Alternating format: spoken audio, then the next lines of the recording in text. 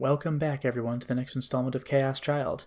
We're looking over our bulletin board and coming to conclusions, and could all of this whole game, have been a way for the killer to mess with us and see if we have the wits and the, I was going to say physical attributes, but I guess mental attributes again, with the psychic powers, to fight back? Well, if that's what you want, then I'll play along. Even if it's just what you want, I'll find you.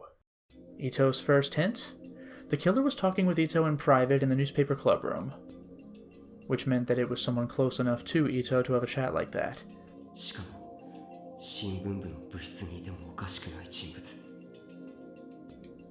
By process of elimination, who could I rule out?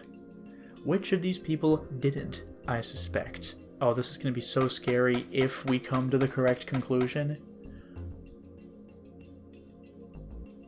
Well, no matter how much trust there is, Hana doesn't talk in the traditional sense, so I think we can eliminate her. I could rule out Kazuki. Even when she was in the club room, she was always playing ESO too. She never spoke to anyone. Even if she was alone with Ito, she never would have talked to him.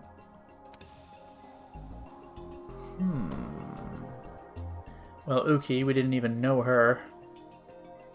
Yeah, I could definitely rule out Uki. There was that call from my missing phone that Ito had received. At first I thought that was her doing, but now I know that Ito had done it all himself. If she and Ito were working together, there was no need for him to install that app. He could have just had Uki make the call. So I could rule her out. This is getting very scary though, because the more people we eliminate, the more people we know. And that makes me very sad. Kunosato, I don't think anybody trusts her to talk to her. I'd only met Kunosato. That's right. It was after Ito had faked the call. At that point we'd never met, which meant it didn't match with Ito's evidence. I could eliminate her. I'm assuming the game's going to stop me when I've eliminated enough. Kawahara we don't particularly care for. Yeah, I could take Kawahara off the list. He was friends with Kurisu, but not that close to Ito. And because of Kurisu, he didn't like the newspaper club. It was hard to imagine the two of them talking in private here.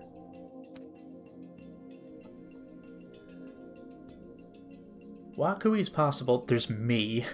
Last one's gotta be Shinjo, right? And then maybe... well, Shinjo.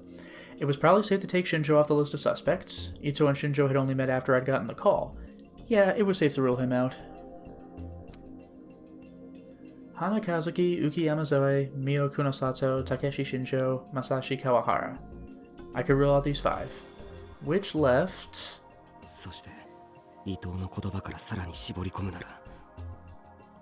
Ito's evidence.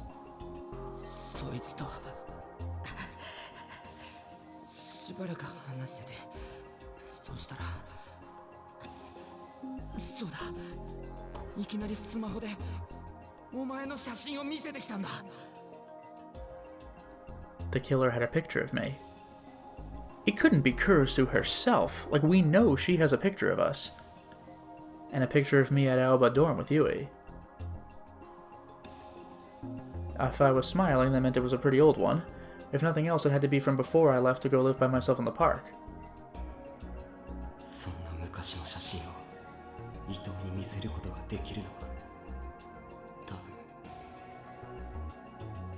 There were only 3 people who could have done it.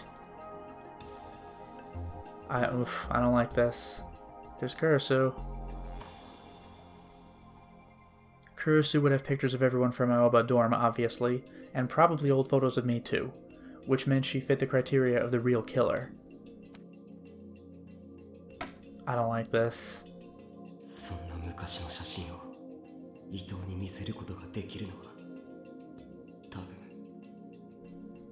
You know what I'm considering? If you can be possessed by the killer and not even know it, could I have done it? Like, it was on my smartphone. There's also Serika. Like, it's Serika and me. The other 2 wouldn't have been at the dorm, even though Wakui could have gotten Ito to talk by himself. I'll say Serika, though. It's gonna really hurt whoever this ends up being. Sarika was my childhood friend. She'd known me for longer than anyone. Of course, she probably had plenty of old photos of me. Yeah, maybe. Logically, maybe. But Kurisu is guaranteed, and Miyashiro is guaranteed. We just don't have the phone anymore. And when I lived at Aoba dorm, she'd come over almost every day. She'd gotten along with everyone. Of course, she'd have a picture of Yui, too. In other words, she fit the criteria to be the real killer. God, I hope I'm wrong. These are rough choices.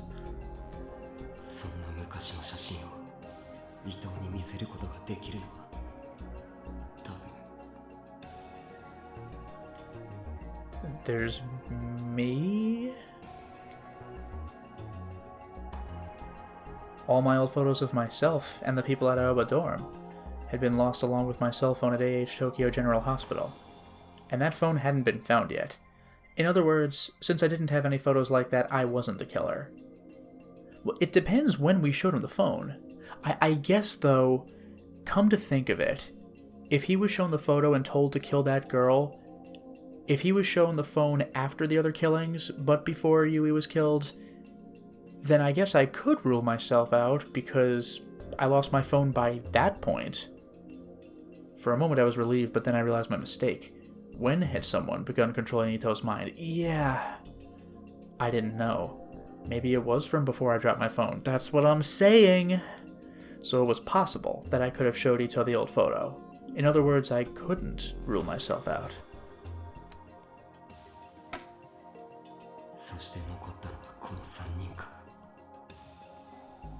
This hurts a lot. I pursed my lips as I stared at the photos on the map.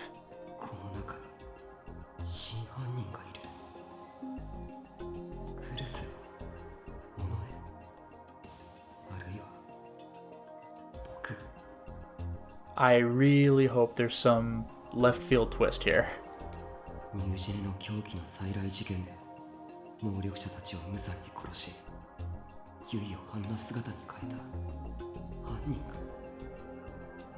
I still call shenanigans because, for the 1000th time, multiple people in the prologue. I'd come up with a lot of different theories, but looking back at them, they all seem so impossible. At some point, the setting sun had disappeared beyond the artificial horizon created by the city's skyline, and night was falling. How many hours were left until November 4th began? I grabbed my bag and ran out of the room. I wanted something. Some form of unshakable evidence. Evidence proving who the killer was. It is still bothering me that my phone is somewhere. Where is it? And who the hell was the old lady behind Uki for the 100th time? That's not what I wanted. What I wanted was proof that neither Kurisu, Sarika, nor I was the killer.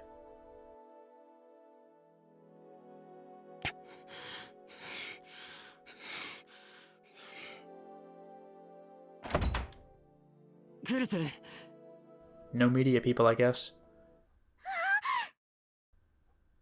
Okay, we're fine, we're fine. I pushed my way through the media camps that still crowded around the clinic and ran inside just as Uki was coming out of the exam room. She was holding Yuto's laundry and she nearly spilled it on the floor when she saw me.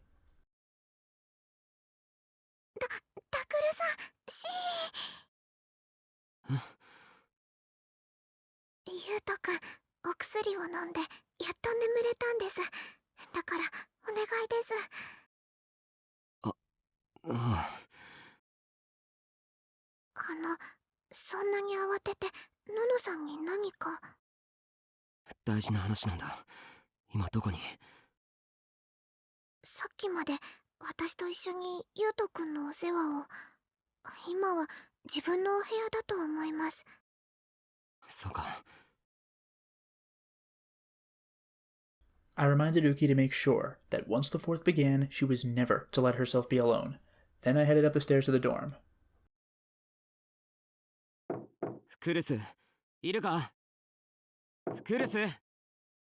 I knocked on the door, but there was no answer. That was strange. If she was in the room, she should be able to answer. I softly turned the doorknob. It wasn't locked. I opened the door just a little and looked inside. The lights were off and the room was pitch black. Maybe she wasn't feeling well. She tried her best to hide it, but ever since Yui had died, she'd been a mess. She wasn't eating much, and she clearly lost weight. It hurt to look at her.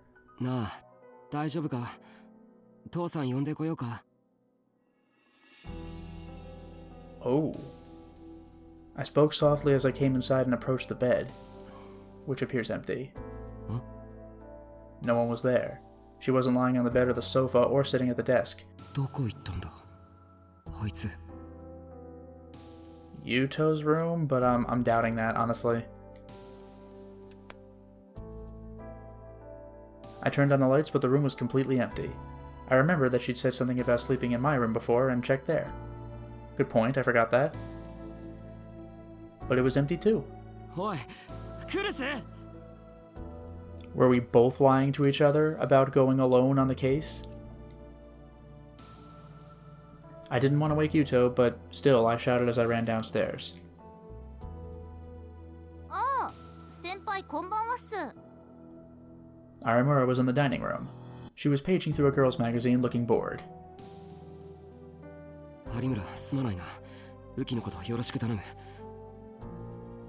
Iya, 私あの子の保護者じゃないっすよ。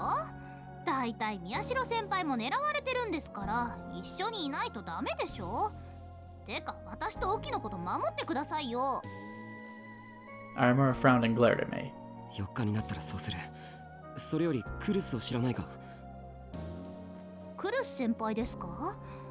ついさっき出かけたみたいですけど。Of course. 出かけた？どうして？ I looked at the clock and it was already past 7. さあ、慌てて出て行きましたよ。声をかけてもなんだか生返事で。僕も出てくる。すぐに戻るから、とにかく雨季を頼む。ちょっと！だから私は保護者じゃないですって！先輩！ She screamed at me, but I ignored her and ran down the stairs. I had a terrible premonition, and my heart was pounding so hard it felt like it would burst out of my chest. I hope to God she's not the killer. As I was about to exit through the clinic door, Uki poked her head out from the exam room again. Takuru-san, すみません。静かに。そうだったな。何かあったんですか？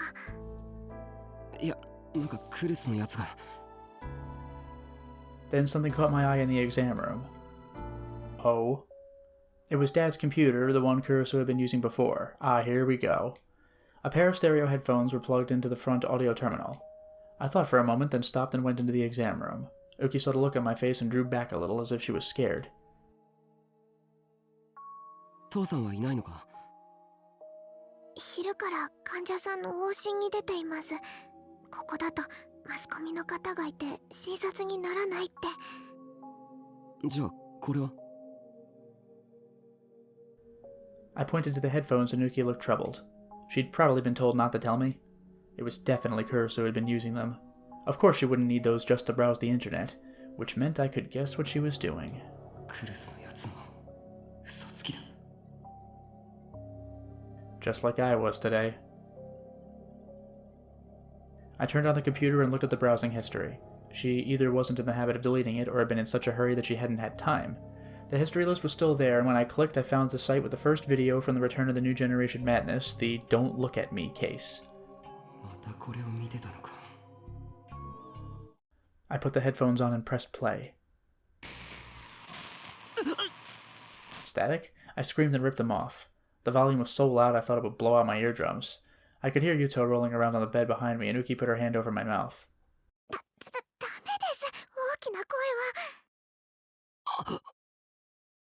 I made an I'm sorry gesture and then watched as the video kept playing at loud volume.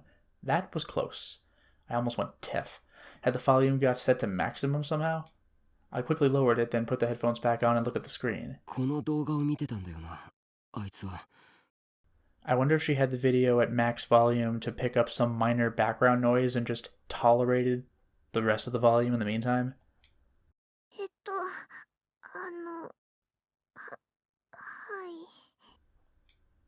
Uki's voice was soft. She really had been told to keep quiet about it. これをずっと。いえ、私その映像とっても怖くて見ないようにしてましたから。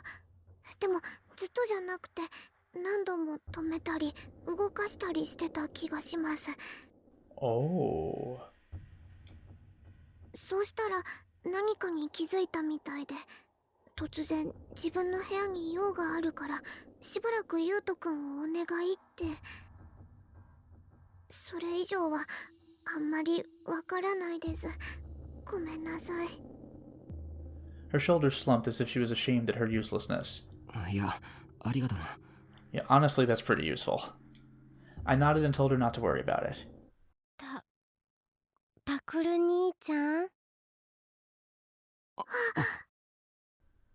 Then I heard a frail voice. タクル兄ちゃんでしょ。起こしちゃったか。ごめんな。すみません、優斗くん。 It was Yuto. He hadn't been asleep after all. いいんだ。 I looked over at the bed and saw that the drugs had almost put him to sleep again. He was trying his best to keep his tired eyes open. ね、僕知ってる。 Oh? のの姉ちゃんね、何回も同じところだけ見てたよ。マウスを使う音とイヤホンから漏れてくる音でわかった。何回も同じところだけ。 She'd only been watching one part of the video? Wow, this is completely different from when Yuki said the same exact thing. But why? まさか。 No way. I stared at the computer screen. Had Kurisu found something? Some clue to the killer? Did she find something in this video? タクル兄ちゃん。え？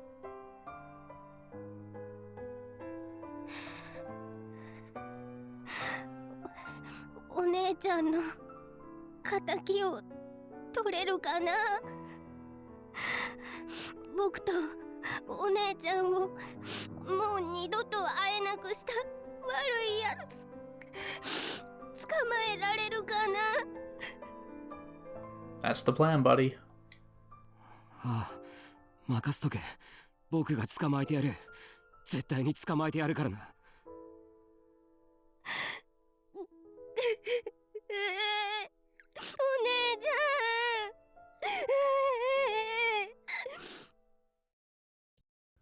Yuto started to cry, so I left him in Uki's care as I took the phone out of my pocket and dialed a number I knew very well.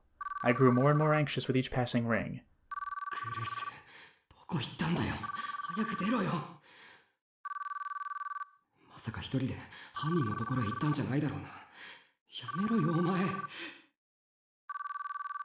But this is what you'd do if you found the killer first, right?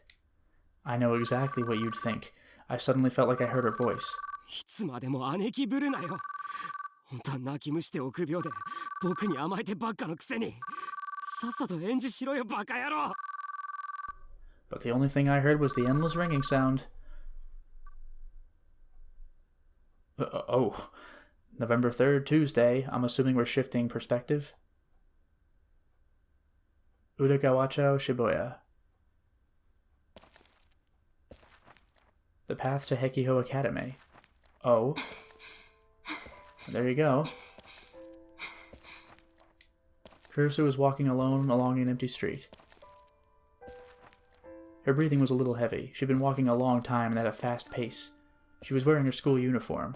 There was a school rule that said whenever you went on campus you had to wear your uniform. It was funny to realize that she was obeying it even now.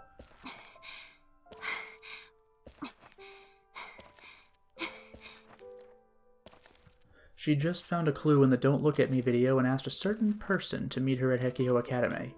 The person had said they couldn't be there immediately, but that they would call her when they got to the school. So there was no need to hurry. There was plenty of time until she got there. That's what Nono told herself, but her body kept driving her forward. She realized she hadn't looked at it in a long time. She must have been under more strain than she realized. She looked and saw several calls from Takaru and Arimura. She thought of stopping and heading back, but then sighed as she realized it was impossible. She couldn't go back to Aoba dorm now. If she saw Takaru's face, her determination would waver. Her determination would waver and she would change her mind. So now, the only thing she could do was go forward. Now that she'd realized the hidden truth. ごめんね。やっぱり嘘つきだね、私。 She apologized to her absent brother and tapped the phone in her pocket. Then she glared at the hill in front of her as she readied herself for what was to come. Just text us, damn. She had to rid herself of any kindness or sentimentality. Even if she didn't intend any mercy now, she might find herself in a moment of weakness later.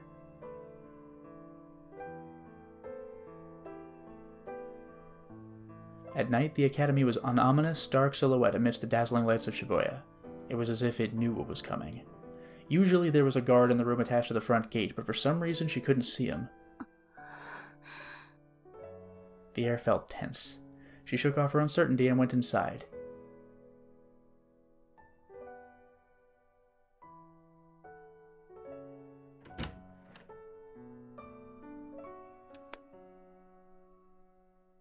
She went into the dark newspaper club room and turned down the fluorescent lights.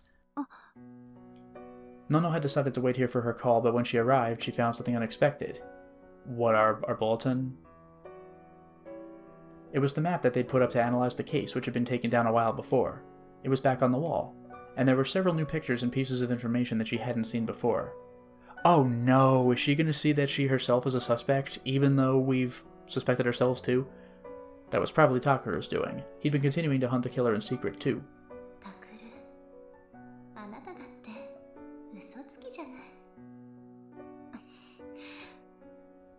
She felt herself letting her guard down as she thought of Takaru and quickly shook her head.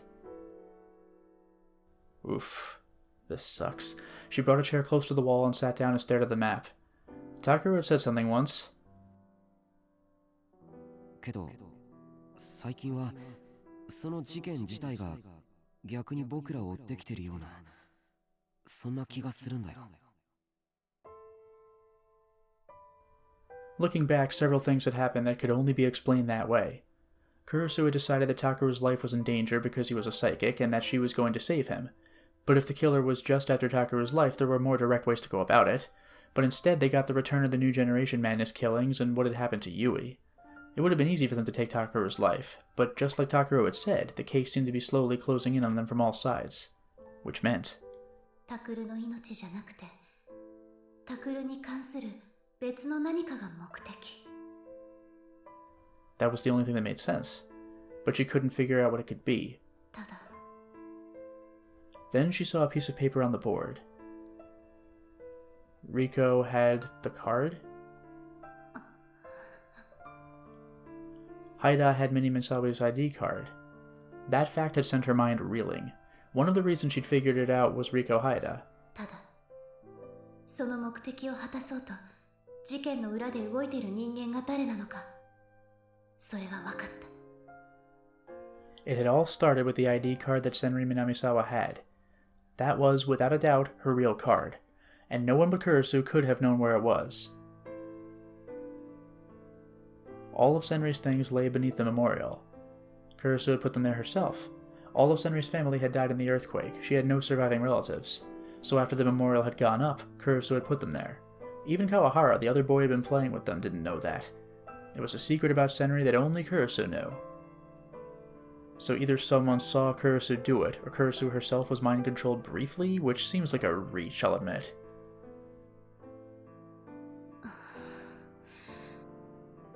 But Rico Haida had held that secret.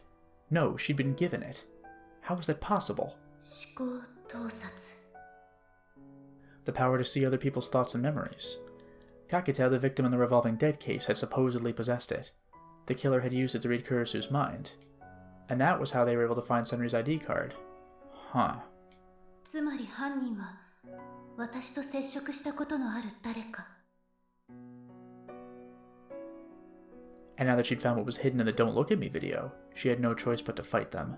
She'd probably made contact with them more than once or twice, because they were one of her closest friends. あなたとはどれくらいの付き合いになるんだったかしらね。 She suddenly remembered their smile. Her whisper echoed off the walls with no one to hear it. The countless after-school hours they'd spent together were some of the most important times in Kurisu's life. Meaningless conversations, shops they'd browsed together, but she couldn't think of any special memories. And that was very painful for her, because that was only a sign of how close they were. But I have to ask, I have to find out, even if the answer meant that things would never be the same. それともう一つ Her thoughts went deeper. There was one more thing she had to ask. AH Tokyo General Hospital. Ugh, this is killing me. That was where Takeru had seen Senri being experimented on 8 years ago. She'd been tied to a chair and slowly going mad when she'd seen a boy, Takeru, that she didn't know. She had no time to figure out who he might be. She shouted, "Help me," without even understanding what was going on. And the boy heard it and ran. Was he surprised at the horrible scene he saw, or afraid? No, probably both. And Kurisu couldn't blame him for either. At the time, he was just a 4th grader, a 10-year-old boy. There was no way he could have saved Senri. That was why Senri didn't hate him. Kurisu knew that. She tried to tell Takeru many times and failed. About her one big mistake. That was why she knew. And that was why... And that was why she'd always been suspicious. 8 years ago, when that boy had witnessed Senri being experimented on, he was alone. What? We weren't with Sariko? He was outside the room where the experiment was being done. Just a single timid boy peeking through a tiny crack in the door. There was no one next to him. Whoa! I gotta think about this very carefully. I'm not 100% sure about this. Has anybody ever interacted with Sarika directly, other than Takeru himself? Yes, Arimura has. So, So I don't know what this is then. So Sarika is real. けど、タクルはあの時、二人で目撃したと言っている。 At first, she'd thought that Takeru was just confused. He'd been in a coma for over a year and he was simply mistaken. But then she said the same thing. That they were together. She said the same thing. Is Sarika the mastermind then, inserting herself into my memory? This is weird. It had been a thorn in her heart for a long, long time. 本当にあなたは、あの時タクルと一緒にいたの? She reached out toward the computer, but in the end she let her hands float in the air. She'd seen the video dozens of times. It wouldn't be any different here than it was in Aoba Dorm. I will say at the very, very beginning of the game, Sarika was the one who brought us back onto the case. We were considering abandoning ship at the revolving door, and she's like, "Ah, come on. You wouldn't want to give up on this, would you?" Nor would the secret it concealed. Nor would it change what she was about to do. There was no changing any of it, it seemed.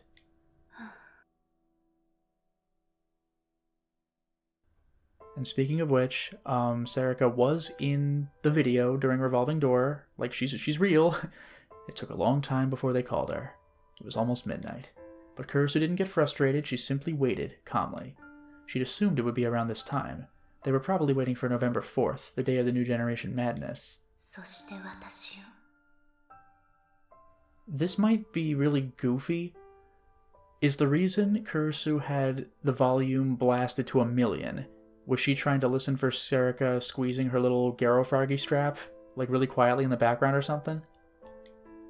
And then they were going to do to her what they did to the other victims. She felt her phone vibrating and took it out of her pocket. Takeru was still calling despite the late hour. He'd sent text messages too. Of course Kurisu hadn't answered at all. Was it him again? She thought as she looked at the screen. The name she'd been waiting for had appeared on the screen. She answered the call and put the phone up to her ear. もしもし She heard a voice she knew well on the other end. "Sorry to keep you waiting," she said. いいのよ。そんなに待ってないから。それにここへ呼んだのは私の方だし。 I know that she did keep us waiting, but I'm just thinking back to Don't Look at Me. Like, sorry to bother you at this late hour. Oh no, it's fine, don't worry about it. それじゃあ屋上でいいかしら。待ってるわね。 She ended the call and went to put the phone back into her pocket. But suddenly she stopped and called up a picture on the screen. It was the photo of her family at Aoba dorm, the same as the one that was Takaru's treasure. She stared at it for a while, then placed the phone on the edge of the table, the place where she always sat when she was with the newspaper club. If something happened to her, she wanted someone else to save it. And then she looked around the room and bowed. お世話になりました。 This chapter is called Duel.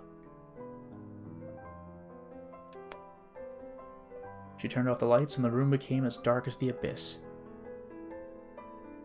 Don't act like you're never coming back. He wasn't by her side to tell her that.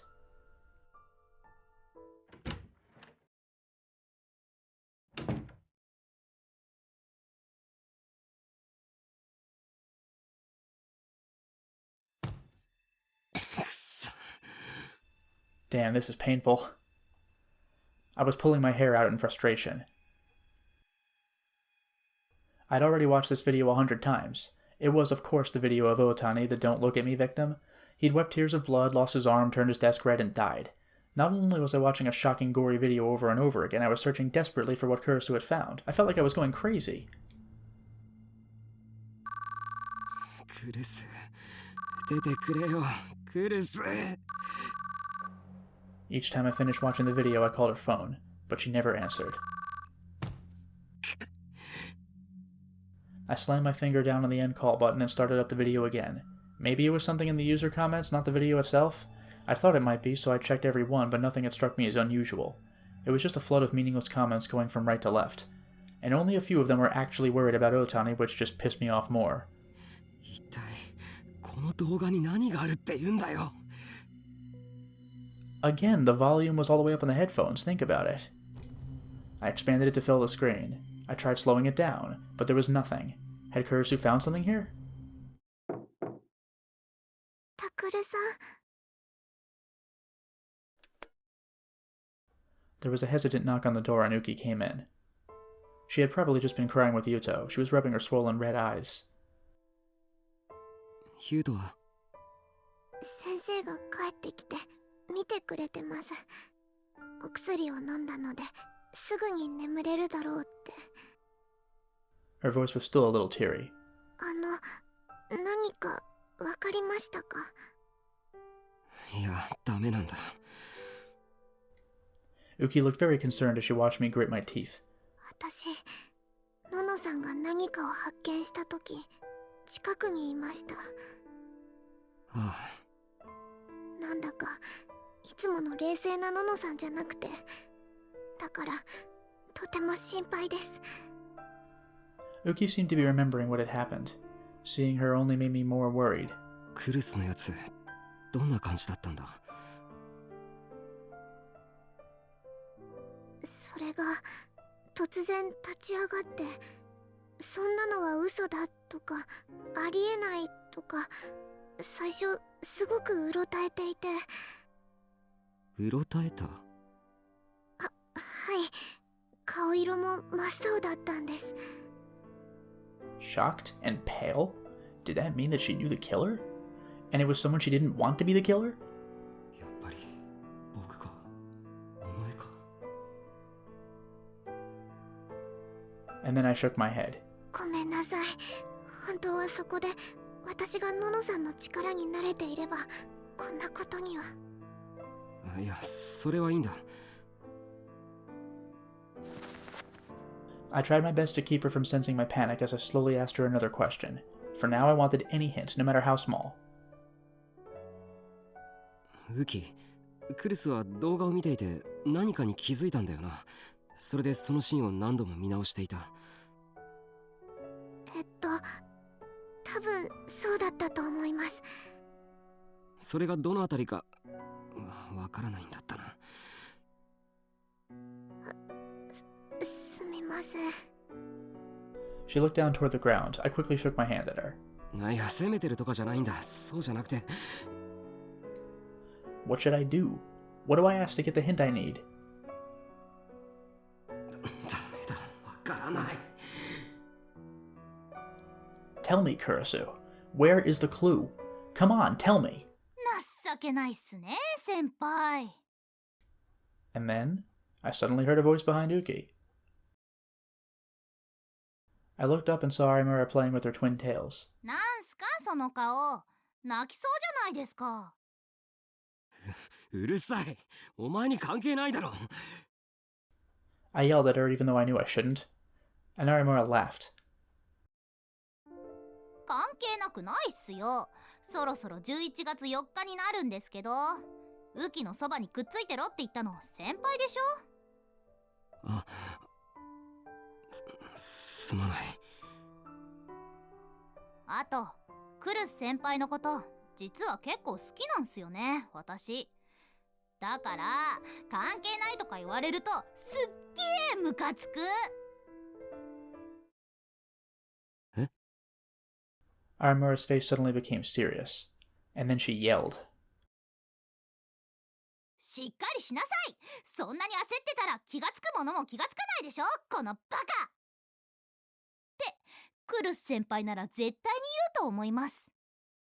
有村。ねえウキ、クルス先輩が何かにびっくりして、でその後映像を何度も見直したんだよね。はい。その時ってどんな様子だったわけ？何かに気づいて驚いた後だよ。 Arimura put her hand on Uki's shoulder and started to ask more questions. ののさん、すごく真剣な顔になって怖いくらいでした。うん。で？イヤフォンにじっと耳を澄ませる感じで、こう何かを一生懸命聞こうとしてるというか。うん。I told you. And then I realized I'd missed something very simple. 僕は今まで何をやってたんだ。 Arimura was right. I'd been panicking too much because of Kurisu. クルスは昨日もこの動画を見てたじゃないか。それで僕と喧嘩になった。 But she wasn't wearing headphones then, and the computer had been set at maximum volume. What if that was deliberate? どうしました先輩？音だ。画像じゃない。音に何かがあるんだ。 That's why Kurisu had worn headphones and set the sound to maximum. 有村、とりあえず聞いてくれ、これ。 I handed her the stereo headset that was connected to the computer. When I saw that she'd put them on, I set the volume to max and pressed play. 申し訳ない。この安売りセールしていた生地がありえないくらい硬くて。 Sorry about that, that really was that loud. I didn't get anything from that, though. I hope we don't keep playing it. The sound was so loud that she ripped the headphones off her ears. Oh, but this is the part where we get to hear the friend say, "Oh, it's nothing." And then she threw them at me. ちょっと、私の耳をぶっ壊すつもりですか？だろ？普通そうなるはずだ。当たり前でしょうが。 That's right. Normally you couldn't focus on anything with the sound this loud. In other words, what Kurisu had been listening to... 音がほとんど入ってない部分だ。 I moved the video back to the start and played it at maximum volume. はい。ではいつも通り3分くらい募集をかけるんで、適当によろです。 Sorry about that, but... This is the part. The scene with him in front of the computer was too loud to listen to. なんだよ。生放送中だっつうの。 And now we hear the other person, or people. The sound got a little better when he left the computer, but it still hurt at maximum volume. It was hard to imagine her listening to this part over and over again.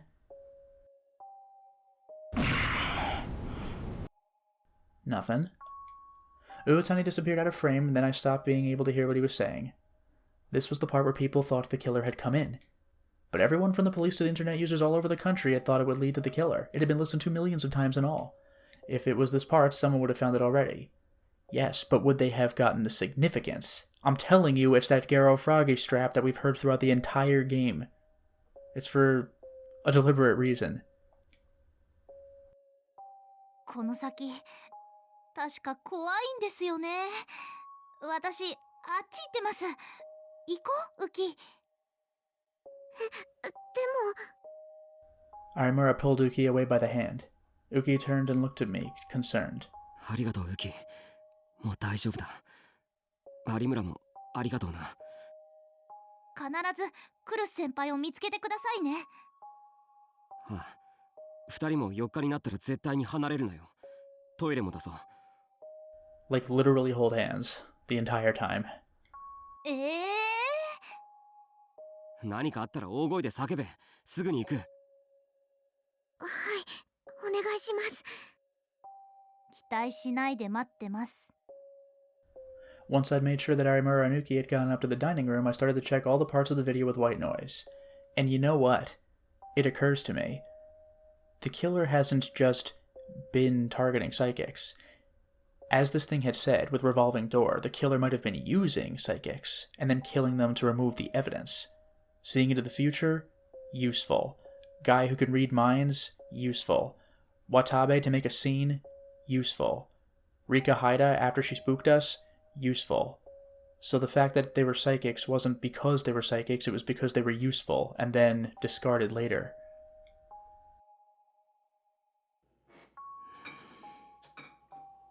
Good. Not here. There's the spooky knock. Not here either. No, there was nothing here.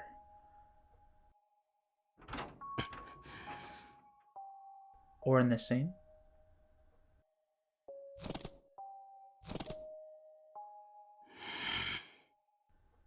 Nothing here either. There were small sounds mixed in with the irritating white noise. Yeah, nothing. It was harder than it looked to focus all your nerves on them. My hearing started to fade, and I started to lose my sense of balance. My head felt heavy, and I suddenly had a terrible headache. I grit my teeth and fought through the pain. Kurusu had gone through this, and in the end she found something. I had to do the same thing. And then I heard a tiny noise. I paused the video without even realizing I'd done so.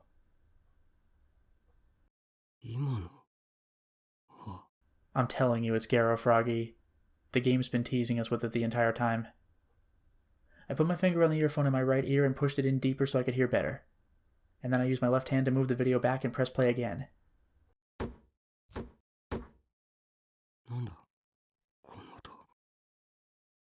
It was the scene where Otani was cutting what he described as cheese beneath the dim fluorescent lights. They misspelled fluorescent this time, though. In between the sounds of the knife, I could hear something else. I play the video again.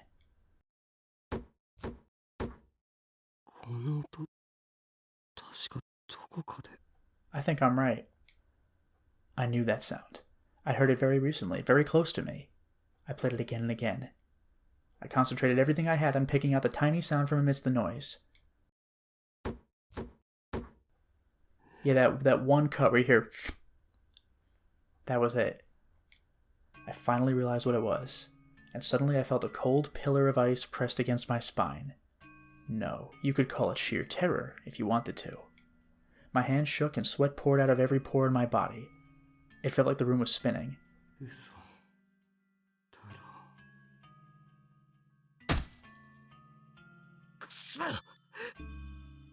I slammed my shaking hands down on the desk, and the pain finally got them to do what I wanted. It took me several tries, but I finally managed to open my Pokecom and power it on. I yanked out the headphones from the PC and plugged an audio cable into my Pokecom. No. I kept screwing it up, but managed to load that scene into an audio editing software. I set the volume to max and set it on repeat. And then I hit the play button, my hand still shaking. Yep. But what's the motivation? こんなの嘘だ。 I slammed the Pokecom down on the floor and called her on my phone.